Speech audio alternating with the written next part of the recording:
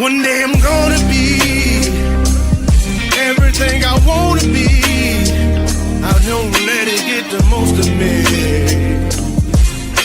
One day I'm gonna be free. I wanna be everything I'm gonna be. My future right in front of me.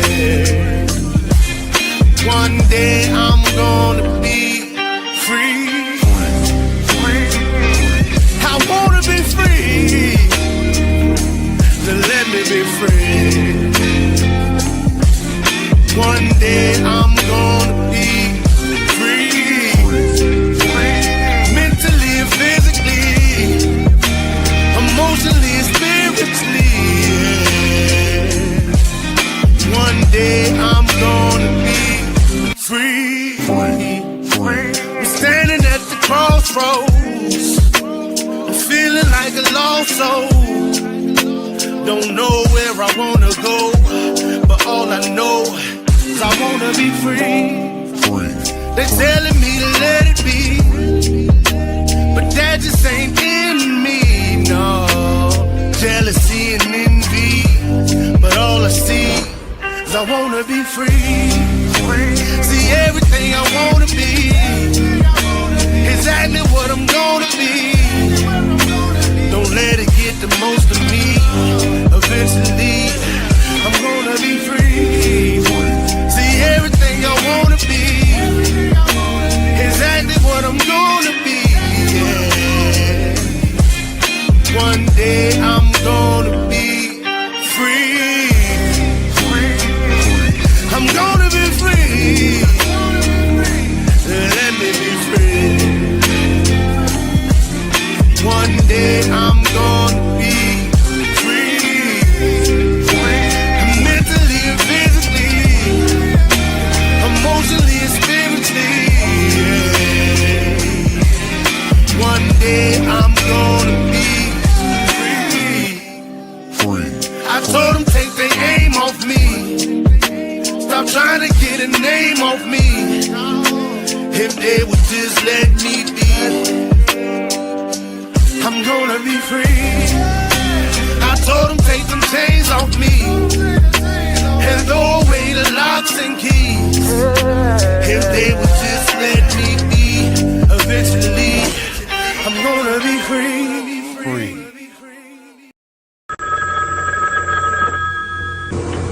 They're back.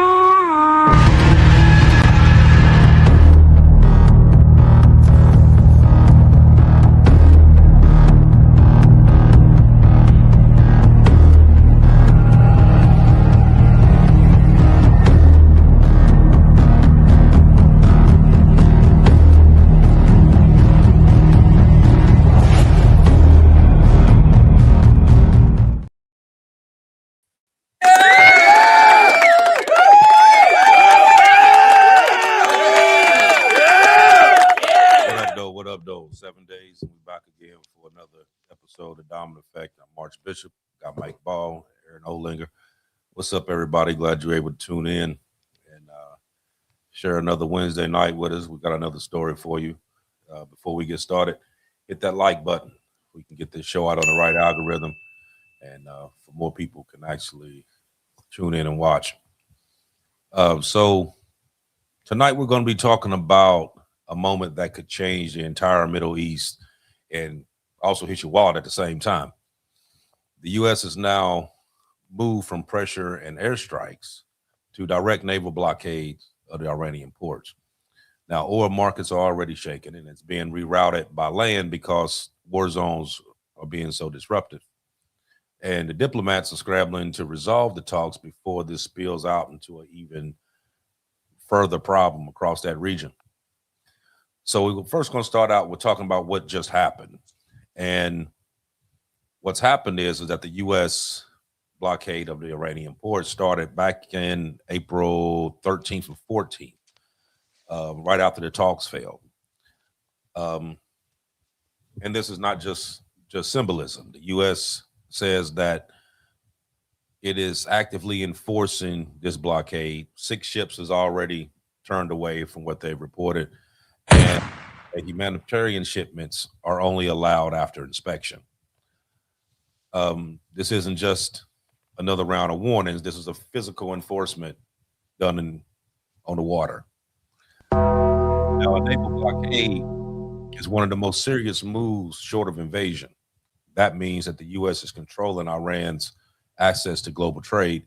Any ship entering and exiting Iran is now a potential military target. This is not a what you call a legal gray zone warfare, so to speak. It's not declared war, but it's aggravation through this whole trigger. From what we've gathered through the information is that the talks failed, and being in fact the talks failed, this is the next step to it. Now, why does this actually matter? Would you consider this phase 2? Yes, that's what. Okay. So why does this actually matter? Because Iran's economy runs heavily on oil exports and the imports of goods and food material. And if you cut that off, then that's basically like an economic suffocation type deal. So you basically cutting them off from everything. Now, this isn't by them doing this. This isn't like some people thinking, well, okay, well, you bombed them and that didn't work, so now you're doing this. It isn't a situation where bombs failing. This is more like a slow chokehold that the U.S. is doing, basically saying we don't have to invade you. We just shut you down altogether. So what do you think about that, Aaron? Well, I think you're absolutely right. I mean, this is siege warfare, basically. And that's what we're seeing going on. I mean, 90% of Iran's money, 90% is based upon their oil production or their oil exports, rather. And when oil was above 100, because it dropped today, it's down to on crude, it's 91.21. And on the light sweet Brent crude is 94.66. So it's under 100 today.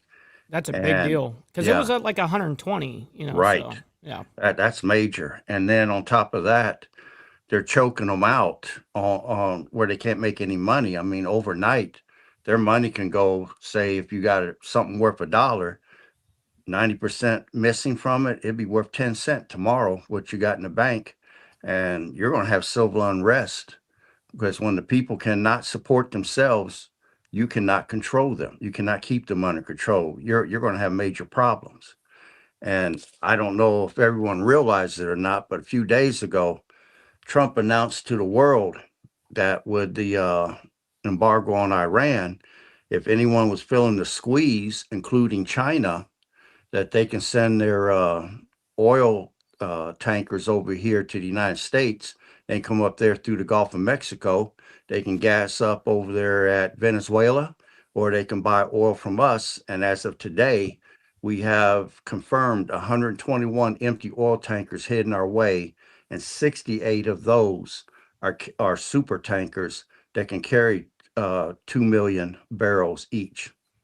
And with Iran losing that and also losing the toll fees, I mean, man, that is a major squeeze. You've got literally a chokehold around their neck right now, and it's going to get worse. But I'll stop there. Can I ask a question real quick?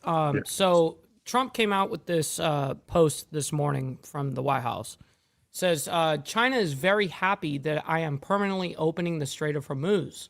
I am doing it for them also and the world. This situation will never happen again. They have agreed to not send weapons to Iran, meaning China, signed President Donald J. Trump. So what are your thoughts on that particular post this morning? You asking me? Oh, Yep. Okay. That sounds, I believe it could be true. I mean, if you don't mind, put up picture number 3, if you don't mind. Sure. Okay. Got you right here. Because one thing is for sure, the Strait of Hormuz does not belong to Iran. Correct. And what people can see here is this is how oil, especially this year, has been fluctuating. And we can see where recently it started coming back down. And that's going to affect countries like Russia, Venezuela, Iran, anybody that has the value of their currency based upon their oil exports. And if you don't mind, go to picture number 1, please. Sure. Okay. What that picture shows, and we know it shows where Iran's oil wells are, and a lot of theirs is along that Persian Gulf area. What you see by the blue marks is their actual power grid. Now, Trump had mentioned that he was thinking about taking out their grid, and it's only like 5 or 6 main places that he has to hit, and that entire country's in darkness, and it will be catastrophic for them. I mean, it would take them 2 years minimum to even get the grid back on, let alone be production savvy. So, I mean, we're kind of holding back right now on really totally tearing them up and putting them in total darkness. But I just wanted everybody to see that. And then there are the red dots are the nuclear plants that we can also hit too, if we wanted to cut the power there as well. But I just wanted everyone to see that. And you go ahead and take it down, Mike. So, by the way, when it just to clarify for Yeah. people, Yeah. when it says nuclear right there, it's not them doing nuclear weapons grade stuff. This is their power plant for that Correct. they use nuclear with. I just wanted to clarify that. So, I'm glad you did. I'm glad you did. Yeah, to answer your question, Michael, you was talking about the the post. post when he said that President Xi was agreed not to send any weapons to Iran. Mm-hmm. The question you should ask yourself is he saying he's not going to send any weapons, or he's not going to send any more? Right. There. Right. That no Because- kidding. No Right. kidding. It's already right, because it's already been said that they have already sent weapons there. Matter of fact, they just showed a on one of the news broadcasts overseas that showed a Chinese cargo plane that had landed in Tehran with quote quote supplies or Oh whatever. shit. Yeah. This was just last week, and it's also been noted through a lot of back channels that China has in fact given out information to actually help Iran. Same thing as Russia's been doing. Mm-hmm. I mean, so it's kind of like, even with both of them, it's like you're dealing with a double-edged sword. They're saying one thing on this end, and then they doing something on this end, and so you really don't know, dealing with them two, who to trust and who not. You know what I mean? Because they both doing the same thing, and they both have a signed treaty with Iran to protect them if they ever got invaded. So Right. it's kind of hard to say, okay, yeah, he said he's not going to do it, and I trust what he's saying, because there's a little bit more to it than that. Yeah. Let me add to that. During that 2-week lull that we put in place, ceasefire, I mean, we were rearming our ships, and Iran was rearming like crazy. There was an endless group of cargo ships going in, and then there's a sea that Iran connects to and Russia connects to, that no allies can put any ships into this area. It's really blocked off. And there was endless cargo ships coming across that area. It seemed like either someone told them that we was going to do an embargo, a blockade on them, or they guessed it, because China shipped them the CM-302 missiles. And those are the missiles that fly at Mach 3. They're anti-ship missiles. They fly at Mach 3. They zigzag in flight, and they hug the sea so that radar can't pick them up when they're launched. And they can pierce any ship's armor and go inside and destroy a ship. It's supposed to be able to take out a carrier by itself. They're that explosive. And then on top of that, because the Wild Weasel planes that we have that's got the anti-radar missiles on them, that's been taking out the radar installations, they received a shipment of man pads, which, for those who don't know what they are, those are equal to our Stinger missiles.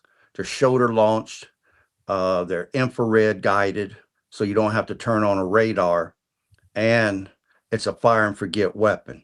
Once you lock it on, you fire, the missile locks on itself, and you can run back into the cave or wherever you're hiding at and get you another one and come back out and aim again and shoot. But between the anti-ship missiles and those man pads, China's been busy shipping. Plus, they shipped them that new radar system they got that they claim can detect our stealth planes, and that amazed me right there. If that's actually true or not, I don't know. Yeah, I haven't heard that one yet. Yeah. Interesting. See, that's why I said. So was he saying he wasn't sending them nothing, period, or I'm not going to send Right. them nothing else? Right. You know what I mean? 'Cause Exactly. it's already showed that it's already been proven that they've been sending stuff over there, and they have been getting intelligence from them. And China has multiple satellites out there that's giving ground information, where different planes and stuff like that are located. They've been given that. But let's Yeah, let's on the just jump intel in. side for sure. Right. Right. So let's jump in, like, what happened with these talks, because these talks is the reason why this has even come about anyway. So the 21 hours of nothing Right. you're talking about? Right. Yeah. Right. So the Gotcha. U.S. and Iran basically met up in Islamabad, Pakistan, April 11th and the 12th for about 21 hours of negotiations, trying to end the war and lock in this long-term deal. And their goal was to basically to end the war, open up the Strait of Hormuz, agree to nuclear limits, and then basically stabilize that region. But what actually happened? They made progress on some surface level issues, but hit major deadlocks on key issues when it ended up being talks about the actual nuclear part of it. And that was the main issue that really killed that whole deal. So basically, the U.S. demanded that they end any kind of uranium enrichment, shut down the nuclear facilities, and remove their enriched uranium stockpile. And Iran wanted no shutdown and offered only a temporary pause. Basically, wanted just give them 5 years, them not doing anything for 5 years, and then they would be able to carry on from that point. As they collect tolls from the ships during that time, of course, that's what they want. Right. So the U.S. wanted more of a long-term guarantee. U.S. wanted 20 years. Right. Iran wanted 5. So Iran refused to give that up. Result, no agreement. So that's what actually caused this part right here, because Iran wanted to keep control of the strait, and like Mike just said, to be able to charge toll for going back and forth in and out of the Strait of Hormuz, which that's a no-go. You know what I mean? And especially being the fact that the toll that you are trying to collect, you're trying to collect using the Chinese yuan, which totally undermines the U.S. dollar and the whole petrodollar agreement 100%. that was done there anyway. You know, so they definitely not going to do that, because if they agree to that, then you basically de-dollarizing the dollar. Absolutely, you're getting ready to basically going to collapse the dollar by doing that. Mm-hmm. So that definitely ain't going to happen. Iran also wanted all their sanctions to be lifted immediately, and also to release all their frozen assets that had been throughout these years, which I don't have an actual dollar amount of how much that is. I don't either. But they wanted that release as well. The U.S. side was basically they would do like a gradual relief that was kind of tied into that but not a whole lot. It was like, okay, Well, the we'll give you a original little bit, framework, but not all of it. the Go ahead. original framework did state that they would lift all sanctions on Iran. Remember that original 10-point whatever plan, and then it turned into 15 and whatever. That was one of the original points on there, was all sanctions would be lifted. And that's, of course, what Iran was totally for. I mean, they're like, yeah, that's something that we would love. But, of course, that's getting to that point, though, is the hard part, right? Mm-hmm. Well, see, so when you're talking about the 10 and the 15, the U.S. had a 15 point. Right. Iran had the 10. But like in Iran's 10 point, they wanted for the U.S. for anyone not to mess with Hezbollah or any other regional allies that they had. Correct. So they wanted Hezbollah protected. They wanted the Houthis protected. They didn't want anyone to interfere with them whatsoever. And of course, the U.S. is saying, no, we need them gone. They need to stop, and you need to stop funding them. So that was another issue that they had that was going on between them two as well. So it wasn't just one thing. It was a list. I had a list here of the actual. This demands. Is the actual 10-point plan. Here, let me see what we got here. I'm gonna read to you the actual 10-point plan. Nice. Number one, lift all.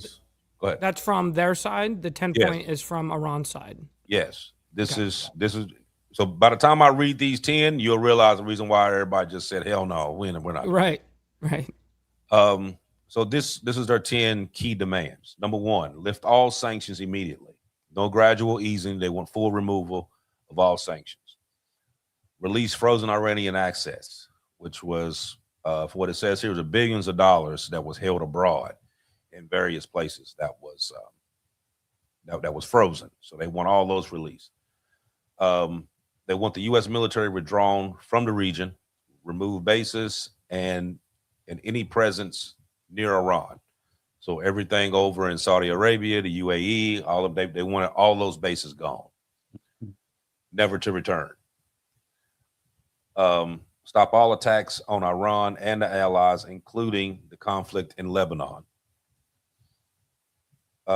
Recognition of Iran's sovereignty, no outside interference, control over the Strait of Hormuz. Iran maintains authority over that waterway. They wanted a UN-backed binding agreement with international enforcement of this deal.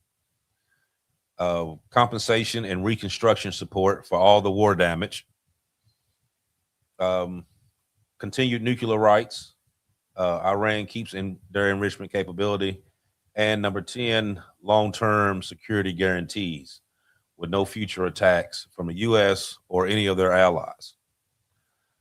So that's the 10-point plan that they came up with.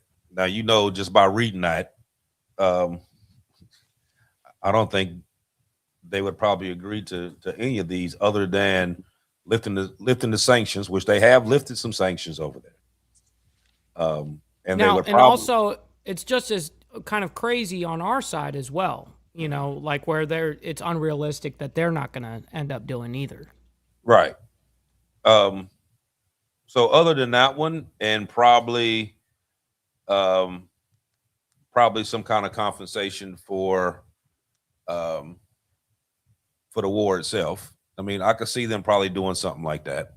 Other than that, I really don't see anything on here that the U.S. would just jump on and say, yeah, okay, let's just make a deal based on what I just read there. I mean, that's clearly just a one-sided deal, and that's not gonna help either side. That's what happens when they both come to the table thinking they have the leverage. That's what ends up happening right there. They both think they have the leverage, and there's leverage on both sides in different areas. We have that in firepower and all these things on a military level, But when it comes to them in the strait, that they have a geographical advantage there. I mean, they can deploy drones from all over that coastline. They can shoot rockets from underneath the ground, by the way, where they open up and then they shoot them off and close it back off. It's crazy that they have prepared to this level. But on a geographical level, they have, I mean, the Strait of Hormuz, what the whole coastline is Iran.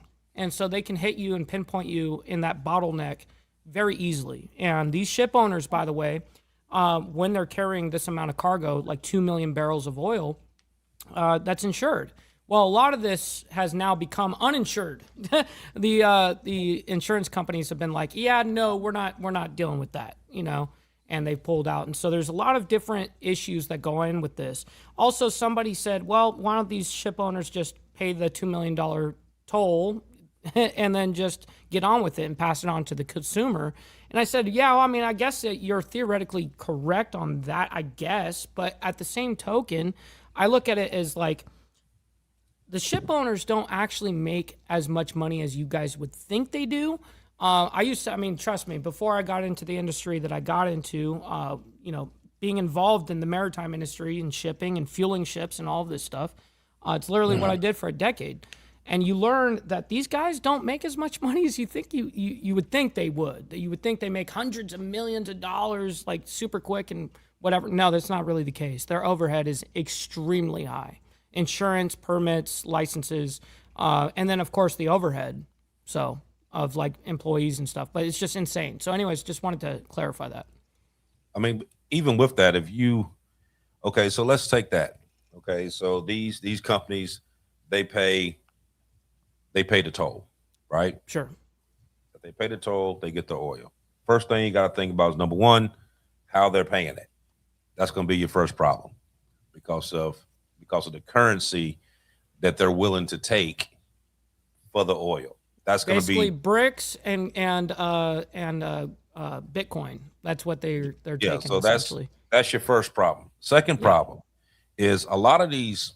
I don't know whether people really realize this or not, that before this even took place, remember we was talking about in earlier shows that OPEC basically runs how much the price is per barrel of oil.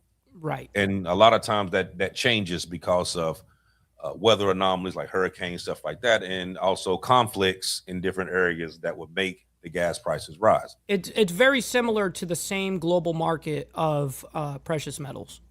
Right. Very similar. Right. So before this took place, most of those tankers would fill up with oil and they would sit out in international waters and drop anchor. Mm-hmm. And they would sit there for a period of time. Why, you may ask? Because they're watching the market and they're watching how much that cost of that oil is. And when it hits to a certain price, then they come in and deliver that oil. You're 100% correct. Right. So if it's $56, they're going to sit out there. Once it hits 60, they're going to come in and make that money because they just made more money than they did when they paid for it from the start. If they just waited out just a little bit, the market shifts and then they get the call from the agent of the ship and they say, okay, now you guys are clear to move. You know, pick up anchor and go unload. Listen, I mean, I used to go fuel those guys where I'd go, you know, they would come in from China or wherever they're coming from, wherever. And when they would come in, we would fuel them because they would set out an anchor, I mean, for weeks and weeks sometimes. So we'd go out there, fuel them up or whatever the case is, you know. And at the very first job I did in that harbor, we used to go deliver them like stores and stuff like that, give them like all the stuff that they would need for cooking, you know, all that kind of stuff, but whatever. Yeah, so they would, okay, so you're doing that. Now, before, like I said, they were sitting out there, wait till the prices come, then they come in. Now, if you turn around and you ship that $2 million there and then transfer that over to the customer, on top of that price that they're sitting out there waiting on, then you're gonna have $10 gas. Right. And don't nobody want that. You know what I mean? So you got to think, even if they pay it here, you're going to pay for it here. Whether, I mean, there's no different than when they're doing the tariffs. You're still going to pay for it.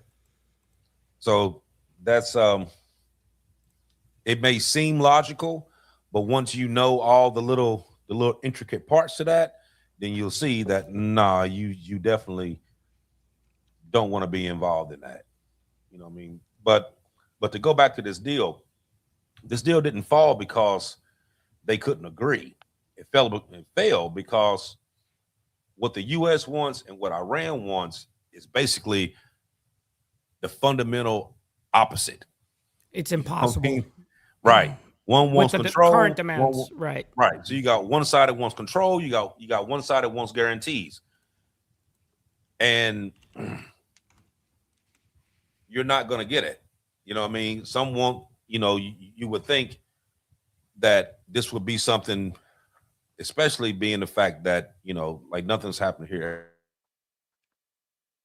Now, are they destroying a lot over there too? Absolutely. But they're losing a lot as well. You know what I mean? So eventually it's going to have to stop. It's going to come to a head. And this whole oil thing right here is what's going to bring it to a head, because you have countries out there right now that's like weeks away from not having any oil at all. You know what I mean? You're very right. And something that I just wanted to point out is, look at the shipping lanes currently. This is currently what's going on with the ships right this second. This is live right this second. As you guys know, people that are leaving from the, the Persian Gulf or whatever, all this area from the Strait of Hormuz, they're leaving and going over here and going down to Yemen. As you guys know, who own, basically the Yemen Houthi rebels run this whole area. They have the ability to shut down this strait. And this is the current traffic right this second. But a lot of the ships that the insurance is saying, we're not paying you, or we're not going to insure the load if you guys take these straits. So look at the amount of traffic that is going around Africa right now. They're going all the way around and deviating all the way back to Europe instead of doing the quick little whoop cut through on the Strait of Hormuz. They're going all the way around Africa. Now, the reason why I even brought this up is because the strait, as AB and Aaron pointed out earlier, the strait is not owned by Iran or anybody. It's an international passage. This is a shipping lane. So as you guys can see, the UAE is alongside of all this, Qatar, Oman. These guys, it's not just Iran. They just have a geographical advantage because of firepower at that very point. But the point is the reason why no one's going to concede to a $2 million,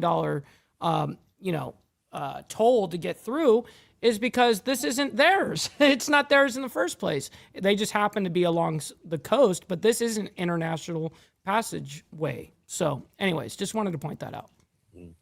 Yeah, when you was talking about the ships going all the way around, going all the way down past Africa, come up, you got that's a lot of fuel being burned in time, and just unreal. Right, you got the USS George Bush that's doing just that. They went all the way down there. Last I checked, they were in the Caspian Sea right now, heading to Iran, but it went the long way. It didn't. Right. It didn't cut through the strait. It went the long way. It came all the way back around. So you have another carrier along with destroyers, cruisers, subs that's taking the long way around, but they're on their way there. You know what I mean? So they're going to keep that going for as long as it takes. You know what I mean? So I was thinking at first that it was, when they said they were going to do this, that they were basically shutting down everything. And then once I read up on it, it was like, no, it's not shutting down everything. It's shutting down anybody trying to go to any Iranian port. Correct. It's shutting down. Correct. So if you're not going there, you can go through. But yes, they're not focused on blockading the blockade on the strait. They're focusing now on any imports or exports from Iran. That is what is in subject right here.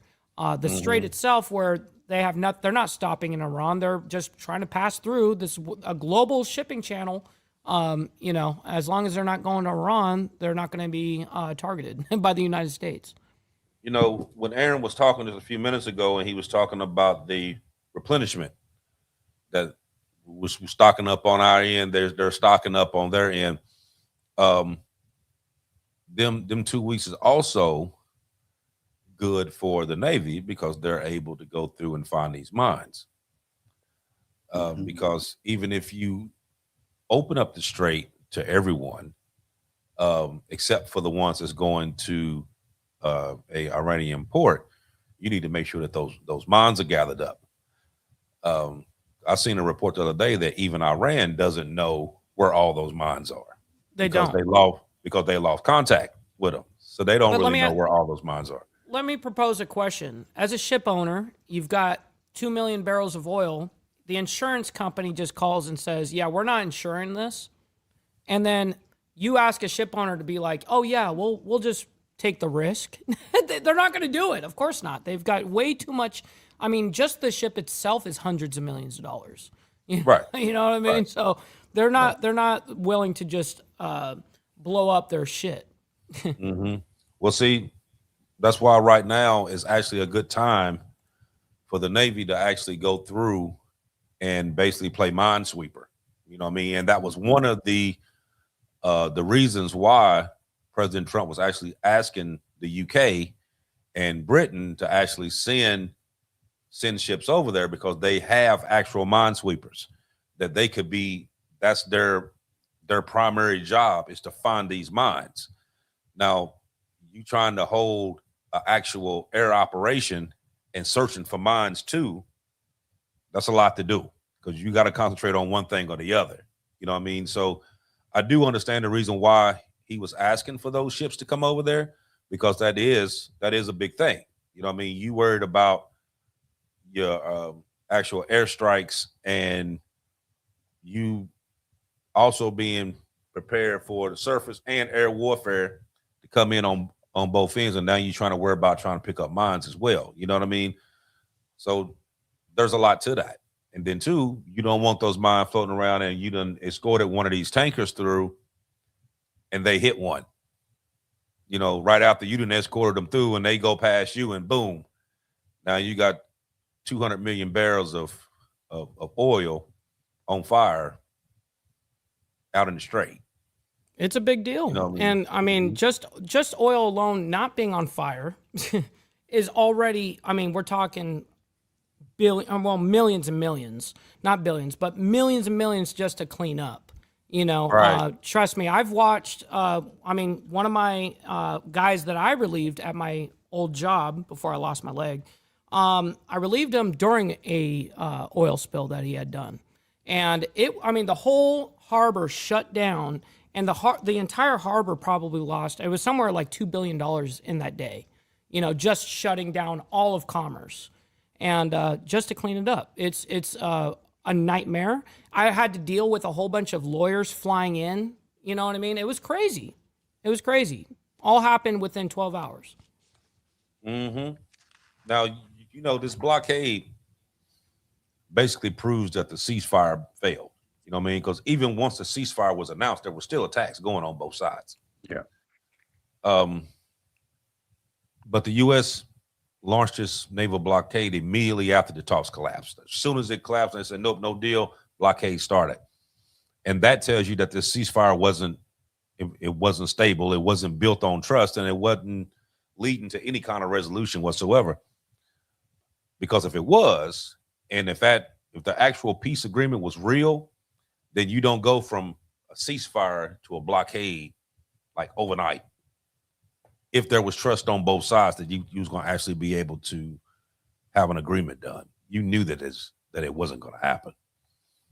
But then there's a little bit more about the optics of this whole outcome, because the ceasefire it was often used. Me personally, I think the ceasefire was used to kind of calm the markets down, ease the pressure to the people, and to actually buy you a little bit of time politically to kind of figure out what move you're going to do next. because everything And also at that replenish your resources that you've depleted as well. Exactly. So it's basically like a timeout, regroup. Let us, you regroup, we regroup, and then we're gonna pick this back up in 2 weeks. You know what I mean? That's kind of what this whole thing seems like. So like it gives the appearance of something being done without actually fixing the issue itself. Just like a grown-up's way of just saying time out for a couple minutes. What do you think about that, Aaron? I think you're absolutely right. And is it okay if I tell what the Saudi offer is for us right now? Sure. Yeah, because Yeah, absolutely. Trump Yeah, was thinking about trying to make this war be over with before the end of the month. But then when he made that announcement, he got an urgent phone call from the Saudi royal prince. And what he basically said to Trump was that he wants Trump to finish the job and severely weaken Iran once and for all. They offered a very large mega deal to the United States if we're willing to do that. So I guess we're being paid like hitmen to take out Iran's competition here. They're offering $100 billion to cover American war costs. So they're willing to pay for the whole war if we're willing to go for this deal. They're also willing to give us $1 trillion in new U.S. investments. So they're going to invest in our economy, $1 trillion. They're willing to give us $500 billion to purchase American weapons. So we're looking at a weapons deal that would help our defense industries. The package also includes full Saudi-Israeli relations after regime change. So there's a contingency there. I was just about to say the only thing the only way that this can happen is contingent on that. Yeah. Right. And then they're proposing a new pipeline. Israel always needs oil.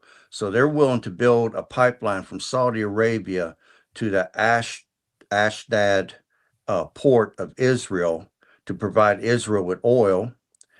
And then they're willing to help set up a powerful new U.S.-led defense alliance in that region that we ourselves will be leading.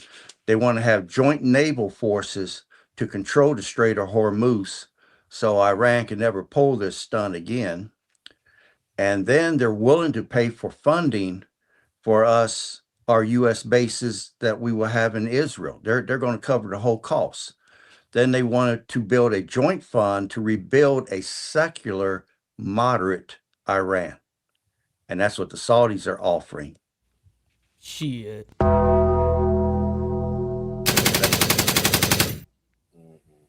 They don't want this war to end too fast, not until a certain amount of damage and Iran is weakened to the point that none of them have to fear them anymore. Well, Jason said it correctly in the chat right there. Sounds like Saudi Arabia is playing the old saying out of the enemy of my enemy is my friend. But they left one proviso out, and Bishop said it to me the other day when I told him what they was offering, and it would be key. It expired. It lasted 50 years. I'll let Bishop say what it is. No, I was saying when we were talking about this the other day and he brought that up, I said the only thing that's not mentioned on there that I would like, if this was a deal that they were willing to do, which you see proxy all over this, right? 100%. But if this is the deal that they put on the table and we're willing to do all of this, the one main thing that I would put on here would be, okay, if you want me to stay here and you want me to do this, then you need to sign a new 50-year treaty for the petrodollar and get completely out of BRICS. You're totally onto it. I mean, that's interesting that wasn't kind of a focus on all that, that wasn't automatically included. Right. So they never mentioned that, which, I mean, if you're going to if somebody giving you a proposal like this, then be like, you know what, you can, like, we could take all of this, but what's the main that you want out of that? You know what I mean? You want the same reason why you over in the first place. You want to be in control of the oil, right? You want to be able to where Nothing else has been used over there. With Saudi Arabia, they're making this deal, but you got to think they're the ones that dropped the petrodollar from the beginning. They're the ones that caused a lot of this shit to where you're able to bring in other currencies over, like the yuan and the ruble, over there to be able to buy the oil over there. They did this back June of last year. So if they would have kept that agreement, then you wouldn't have had to make all of these agreements over here. Probably the U.S. probably wouldn't even be over there right now fighting if you'd have kept that agreement in there. So it seems like to me, like, okay, Saudi Arabia, number one, you can't fight. So you don't they want got the money. Right. You got bread, you got that. But you know that you can't beat Iran. And the only ones that can is the US. Okay, Correct. so I'm gonna give you all of this. Y'all stay over here and finish the job. Because if you don't, and you give Iran this much power over here, now we're fucked. Whether they got money or not, they're gonna take over all of that. You know what I mean? And they don't want that to happen. So does that mean, okay, I'm gonna give you $1 trillion here, I'm gonna spend 500 billion here? Oh, you want me to help Israel too? No problem. We'll do that. Matter of fact, we'll put a pipeline all the way over there. We'll do all of it, and we'll pay for it all. Why? Because they know how much they're going to lose if they don't. You know what I mean? But this could have easily have been fixed if they would have never got rid of the petrodollar agreement back June of last year. So it's interesting that the United States, I mean, being that Iran came back with a huge demand list, and so did we, it's interesting that we're kind of playing almost baby steps with the petrodollar instead of just doing it now. I mean, they're throwing their whole arsenal and their fight up front. We should too. I mean, we kind of did already on that proposal on the 15-point side on our side. But it's interesting you pointed out, because I didn't even think of, like, why. I didn't even think of that. You brought it to my attention. Like, yeah, why isn't that part of the deal right there? Like, hey, we're gonna. Or is that something that it's like a guaranteed absolutely no from Iran, so they don't even try? I don't know. Yeah, I don't get it. When Aaron brought it up to me, that's the first thing that popped up. I said, man, you know what? They need to send me over there. I'll tell you exactly what we need right here. Yeah, that's right. Sign this right here. The diamond effect. The diamond effect. We could sit down with anybody. We'll negotiate it. Yeah, we got it over here. Sign this right here. We good. But a lot of them over there, they're scared. You know what I mean? They're scared that if the U.S. do actually make a deal with Iran and pull out of there, what's going to happen to them? So they're going to come out them pockets. They're going to dip in them pockets deep to make sure that they don't leave, that they get rid of whatever you came here and said that you were going to do, you better finish this. You know what I mean? Because when you leave, then we're screwed. Yeah. Right. They're going to come with us. You know what I mean? That's like you go out of town and you out with your friends and you start a bunch of trouble and then you leave and go home. But the people that you started trouble with, they know them. Yes. You know what I mean? Yes. So your friends tell you, like, man, like, right, leave. like, don't come over here starting no shit because you got to go home and I got to live with these motherfuckers. Well, Saudi's looking at it like, okay, Saudi flipped sides, really. And now they openly showed the world that they're on our side. You know, and when that happens and we come in and do our thing, of course, it's in Saudi's best interest. At this point, they already announced where their side was for that time. I mean, I'm not saying that shit can't flip. I'm just saying because that flipped for us. But that's something that we've got to be cautious about, absolutely. Because if we walk out of there and we leave, I mean, basically, it's kind of like a different type of vacuum. You know, you're leaving a potential victim, you know, because, hey, they just stuck up for us in their own region, and now we're leaving with our tails between our leg or something like that. Then they're screwed. They're totally screwed on a regional aspect. You know, when you go ahead, Aaron. Go ahead. No, I'm gonna wait till you make your point, but I want to talk about the Russian deal that's being offered right now too, when you get time. Okay. What I was going to say real quick, I'm just say this real quick. So when you think about this whole thing, everything going on in the Strait, what's going on outside the strait, and you think about the stuff that's went on. Okay, you got what's going on in Venezuela. You think about Canada, for instance, how they wanted to make Canada the 51st state, and you're going out to Greenland and all that. Okay, so a lot of this stuff is about resources. Right. Now, I'm gonna say this, and it's gonna sound weird, and I'm gonna clear it up. So either Trump's is an absolute total fucking fool, or he's a genius. And the reason why I say that is this. You take over Venezuela. Mind you, Venezuela has the biggest oil production in the world. Mind you, it's thick, it's like mud, but it is the most oil that you're going to get anywhere Most in the amount. world. Yeah, that's right. Take out Saudi Arabia, UAE, Iran, all of that. Venezuela has. Canada also has a lot of oil that the U.S. gets every day. They get about 4 million barrels from Canada every day. So if you made Canada the 51st state, then you control that oil.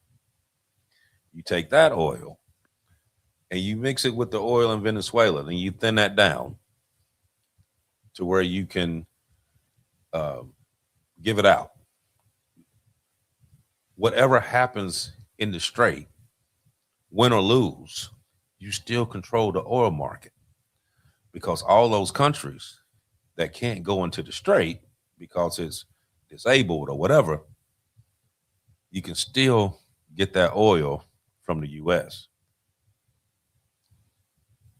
I was kind of going through the other day, was writing down all this stuff, and then it kind of, you know how we do, we get to connecting the dots with different stuff here, and I'm like, hold on. So now I ain't sitting in one of these rooms. So either somebody being a mastermind or a complete idiot, one to two, because in order for that to happen, you would have to fracture this to the point that it's going to take years to fix in order to pull that off over there. You see what I'm saying? Mm-hmm. So then I started wondering, like, okay, is this the actual overall plan? Is it the fact that you're really trying to open up the strait, or are you gonna try to capitalize to the point on the strait to where you have, you got ownership over there, like you say, you make this deal with the Saudis again, and take their offer that they given out on everything else, apply that to what you got over here, you can still take over everything away from the Saudis. You know what I mean? Now, we was talking about the Saudis being the friends. I think they kind of go according to who seems to be in control at the time. Because we got lots of countries over there that do that. But yeah. Right. So you think you had a 50-year treaty with the U.S. Then when BRICS popped on, you was the first one over there trying to get over there. You know what I mean? So you basically turned tail and ran over the BRICS. Now you got this going on.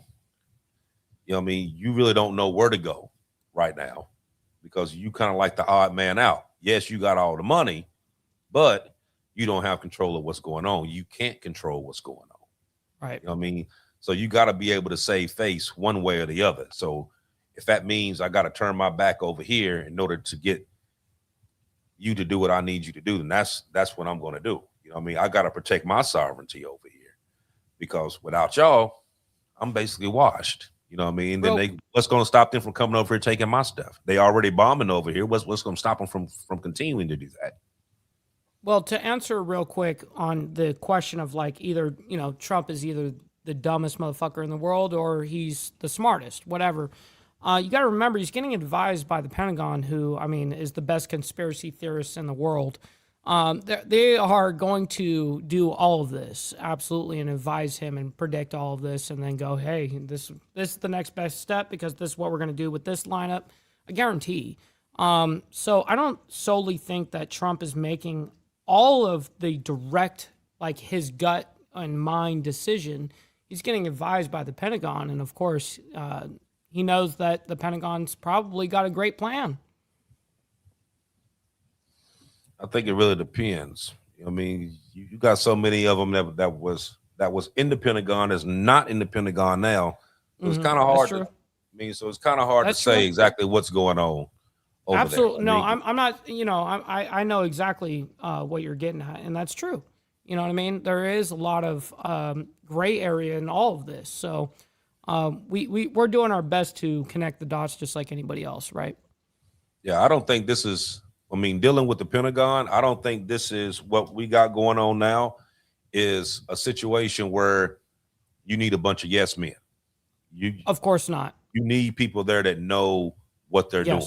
You know what I mean? So they don't have to agree with you. Their job is to get the mission accomplished by objectives any means completed. Necessary. Right. Yes. Right. So you're gonna need people that's gonna tell you, no, that's a bad idea. You know what I mean? That's what these generals been in the military for, what, 30 plus years. You know what I mean? They've been through just about everything you could possibly throw at them, and they still there. You know what I mean? Sometimes you have to, no matter what your position is, sometimes you have to sit back and listen to what somebody else is telling you.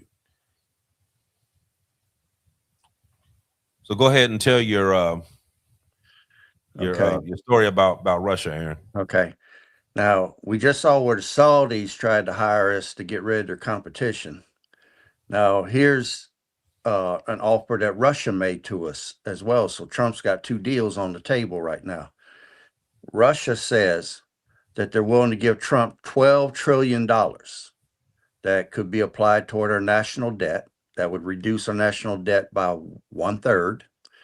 He said he's willing to open up. American businesses will get preferential treatment across Russia for products or anything that Russians will need for building or to come over there and start businesses.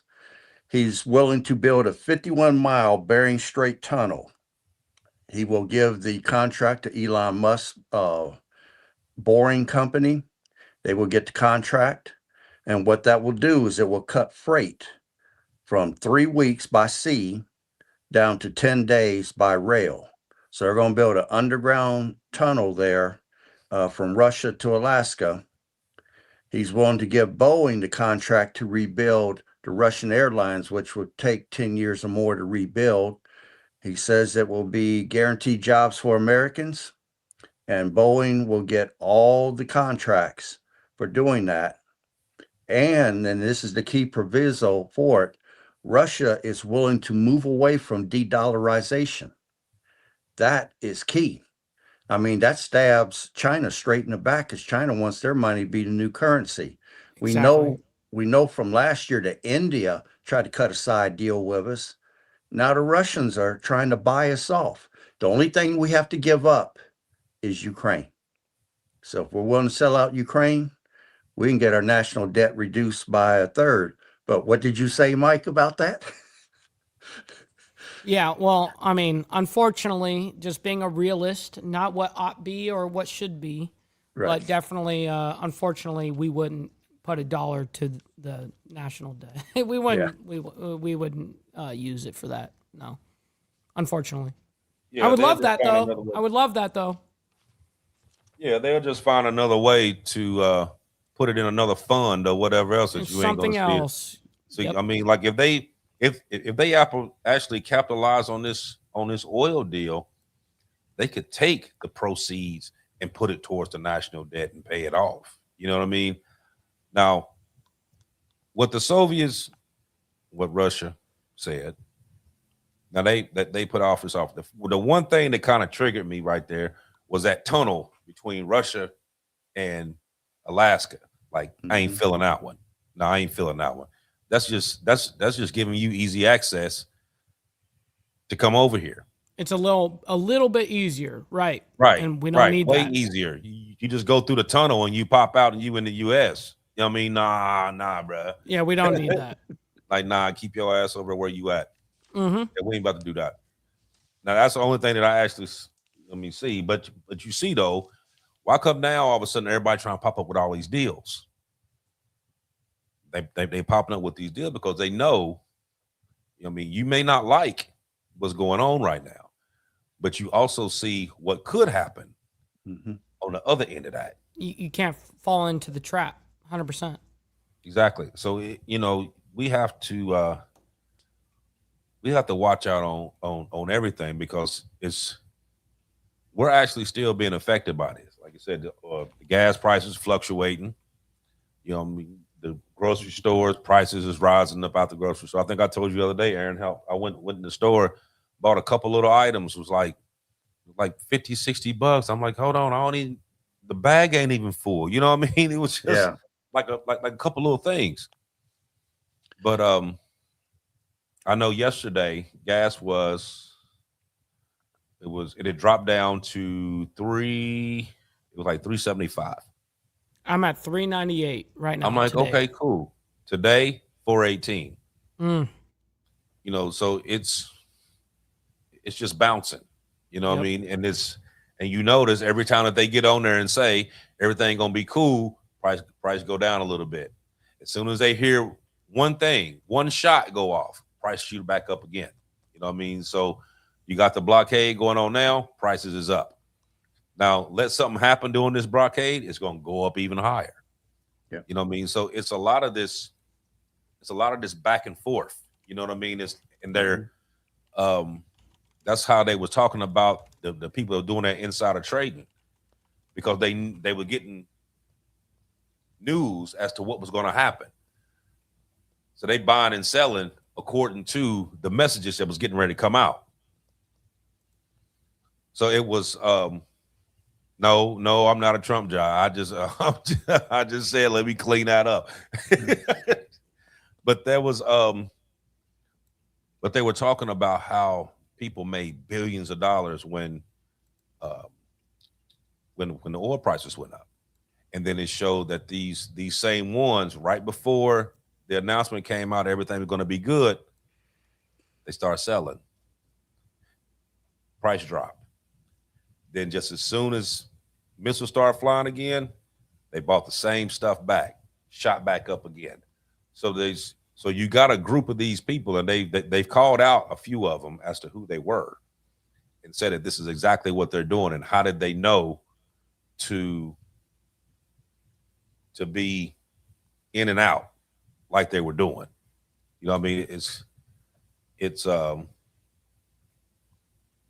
crazy. It's a wild landscape we're in right now, no doubt. And let me add something here. I did some research this week, and I found out the second half of this year, based upon inflation, that everyone can expect to see their energy bills increase by 15%. And food bills, because of the projected food shortages that they claim are coming, we're going to be looking at a 20% minimum increase on food. So, and if you don't mind, Mike, could you put up picture number 4, please? Okay. What this is a 1-month resilience plan. There's going to be shortages coming. I mean, I'm with the gun shows. I just recently found out that China's no longer shipping gunpowder to us, or the chemicals to make bullets with. So I'm told that the price of ammunition is going to start to increase, and then it's going to get scarce, and it may become where you won't be able to get it at all. There's no telling what other products you're not going to be able to get. That 1-month resilience plan shows you key things that you should be working on. And you don't have to work on all of it at once. You can say, well, April, I'm going to do the first one. June or May, I'm going to work on the second one. And you can pick each 1 month to do projects that can put you in a position to where you can weather any shortages or supply chain damage that's coming at us down the road. And then, Mike, if you don't mind, put up number 2, please. And right there is your essential prepper pantry foods. It's a very detailed list.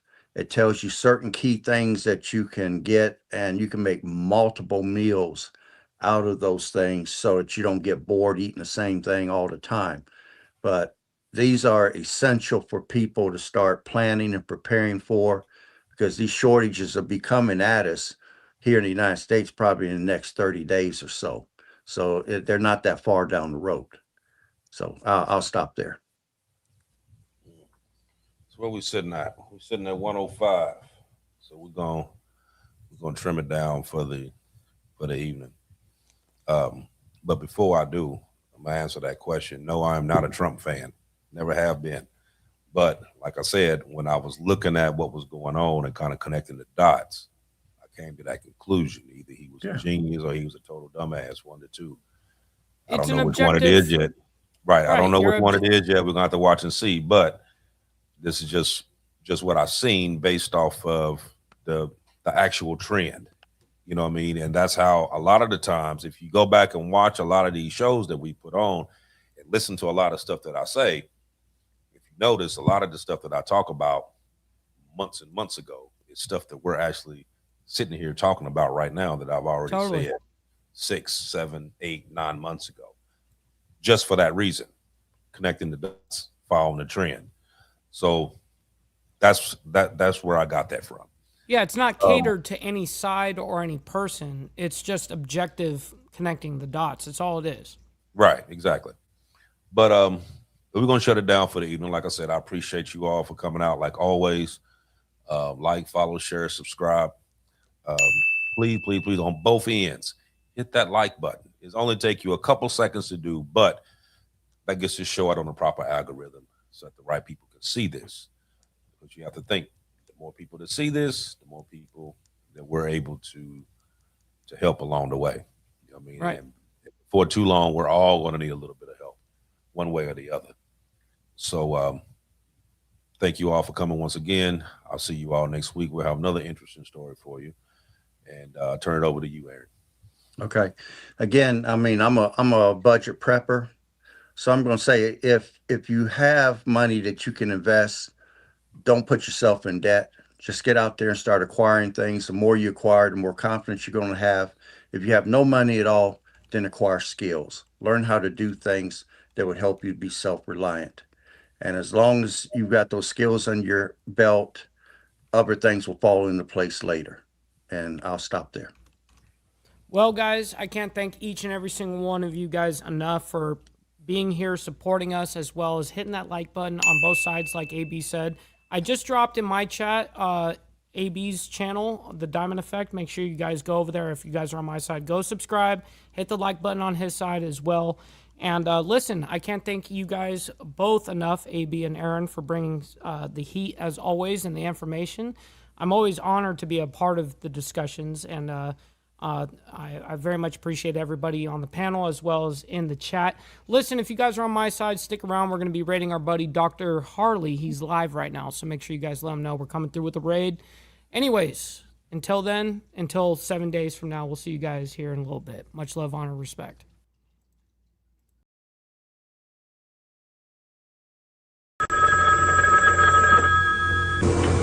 They're back.